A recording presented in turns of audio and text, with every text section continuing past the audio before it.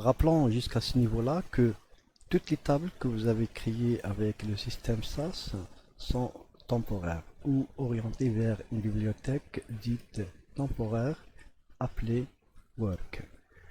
Dans le but de concevoir les tables SAS que vous allez créer d'une manière permanente pour pouvoir les utiliser pour X raisons, il sera préférable de créer ce qu'on appelle les bibliothèques permanentes. Par exemple, ici, ma bibliothèque Work elle contient un ensemble de tables SAS, mais juste après avoir fermé la session SAS et l'ouvrir, tout le contenu de la bibliothèque Work est supprimé automatiquement. Donc pour concevoir une table SAS au-delà de la session avec laquelle on est en train de travailler, il faut l'enregistrer dans une bibliothèque permanente. Et la commande qui vous permet de créer une bibliothèque permanente ou l'instruction libname, ou vous pouvez aussi utiliser l'icône Add New Library, ajouter une nouvelle bibliothèque, permet alors d'indiquer le chemin d'un répertoire physique qui doit exister sur un support de stockage où les tables seront systématiquement conservées au format bien sûr sas.sas7 bidat. La commande qui vous permet de créer une bibliothèque permanente au niveau de l'éditeur est la suivante. Donc c'est le mot-clé libname que vous allez écrire dans l'éditeur, suivi par un identificateur qui représente le nom de votre bibliothèque permanente que vous voulez créer, et enfin le chemin physique ou le répertoire de votre bibliothèque permanente, bien sûr entre les apostrophes et enfin point virgule. Donc après avoir exécuté cette ligne là, vous aurez au niveau des bibliothèques actives de votre SAS la bibliothèque qu'on vient de créer.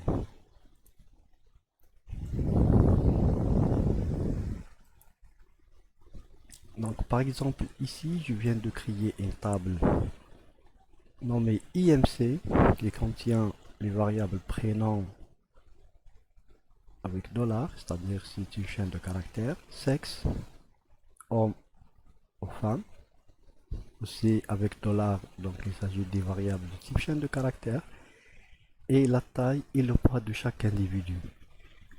On vient d'exécuter ce code là et j'aurai comme résultat la table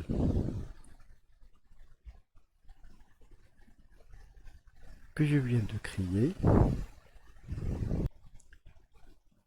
L'exécution de ce code là tel qu'il est, il va créer cette table là dans la bibliothèque Work.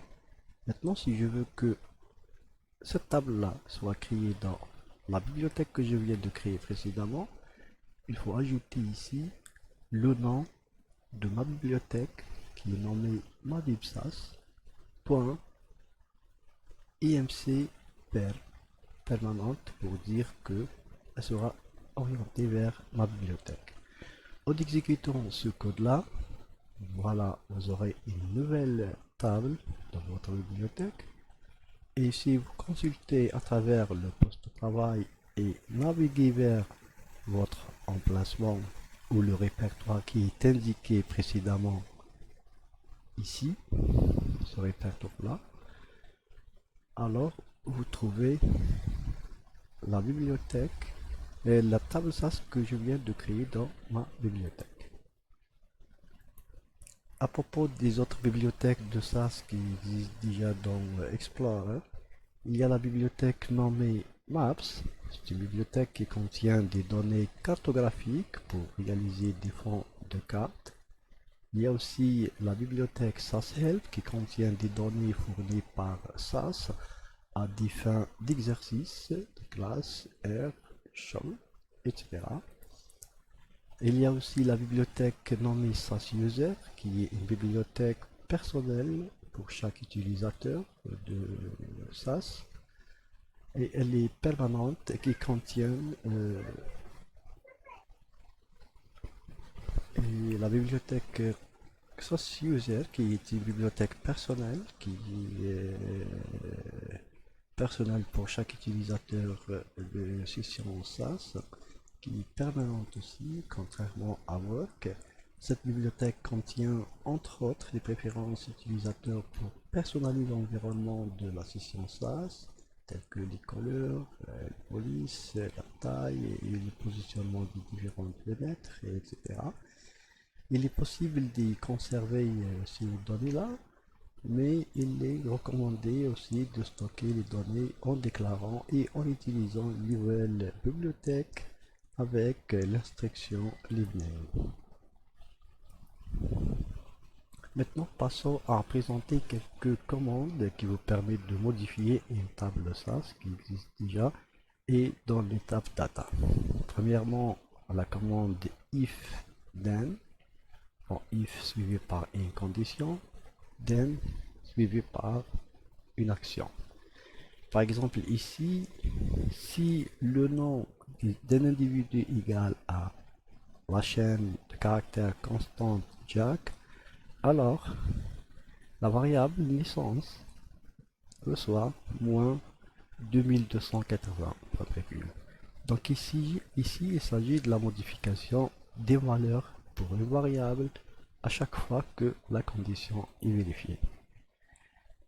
Il y a aussi la commande rename.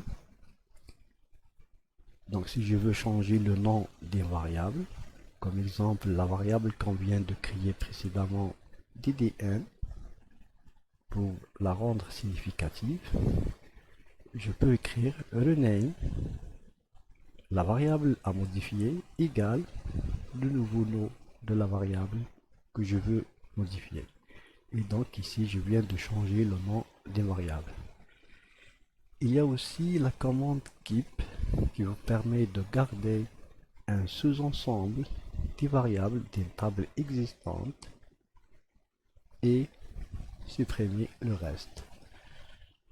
Donc le fait de mettre keep nom 1, mbsin 1, mbsin 2 à partir d'une table qui contient plusieurs variables et parmi lesquelles ces variables-là, je vais garder uniquement ces trois colonnes.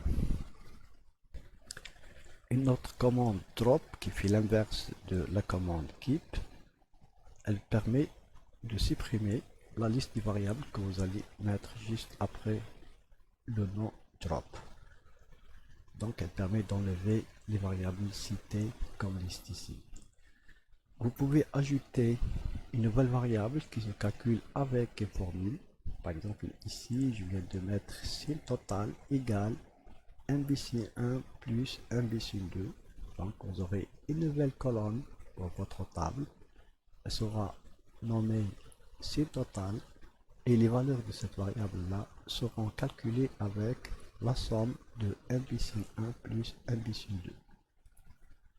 Comme exemple sur la table qu'on vient de créer précédemment, si je veux créer une table IMC uniquement pour les hommes, donc data IMC homme, pour virgule, j'aurai une nouvelle table qui sera nommée comme ça, dans laquelle je vais charger la table IMC qu'on vient de créer précédemment, mais il faut vérifier si la condition sexe égale à H. Et comme ça, vous allez charger uniquement les individus pour lesquels sexe égale à H et vous aurez comme résultat une table qui contient uniquement les hommes. Remarquez la colonne sexe, il n'y a que des hommes. Si je veux maintenant créer une table dans laquelle à chaque fois où il s'agit d'un nom, je vais modifier son poids par 50. Ça n'a aucun sens, mais c'est juste pour vous montrer qu'est-ce que vous aurez comme résultat. Donc je vais créer une nouvelle table qui sera nommée IMC-0, dans laquelle je vais charger le contenu de la table principale que je viens de créer au niveau du premier pas.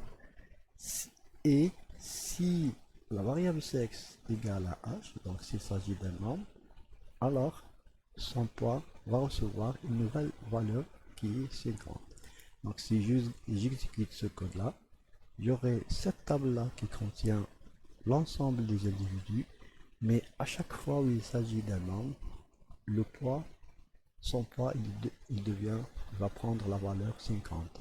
Donc par exemple, ici, il s'agit d'un homme, et si je consulte le poids, il devient 50. Et la table que je viens de créer est nommée IMC-0 comme il est indiqué ici. Pour changer le nom des variables, par exemple, je vais utiliser rename sexe égale gender. Donc il y aura la création d'une nouvelle table qui sera nommée IMC01 en chargeant la table IMC d'origine, mais en changeant la variable sexe par gender. Donc en exécutant ce code, comme vous le voyez, on vient de voir une nouvelle table qui est nommée IMC01 et la variable sexe, elle devient gender.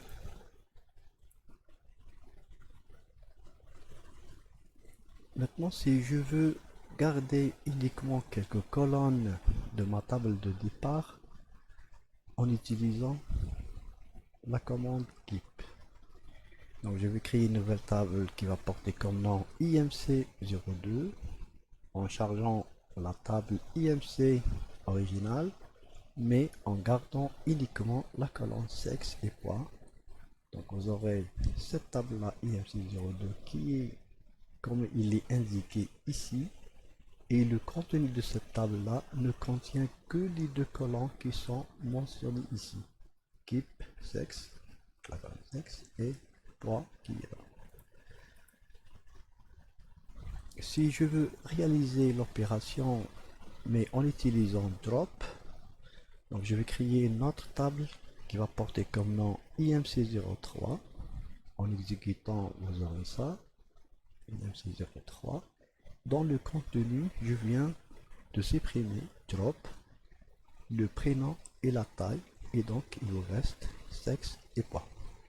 Donc, comme vous pouvez le constater, remarquez que keep et drop nous a permis d'avoir le même résultat de tables identiques avec utilisation de deux commandes différentes, bien sûr, puisque ces deux commandes sont complémentaires. Maintenant, si je veux ajouter une nouvelle variable à ma table, nouvelle colonne, la table que je vais créer, elle est nommée IMC. Donc sur la même table, je vais porter les modifications. Donc je vais charger le contenu actuel de cette table-là, IMC, mais en ajoutant une nouvelle variable qui est le rapport poids par la taille. Donc rap-8 poids-8 taille qui sera calculé avec le poids divisé par la taille. Et comme vous le voyez, le contenu cette fois-ci de IMC a une nouvelle colonne qui est intitulée rapport taille, dont les valeurs sont calculées avec cette expression arithmétique. Il est aussi à noter que SAS dispose d'un ensemble de fonctions mathématiques et statistiques que vous pouvez intégrer dans les expressions de calcul. Et donc SAS reconnaît des fonctions mathématiques et statistiques usuelles telles que la valeur absolue, le arc cosinus, etc. Tout ça, c'est des fonctions que vous pouvez utiliser dans le calcul d'une nouvelle variable ou une table donnée.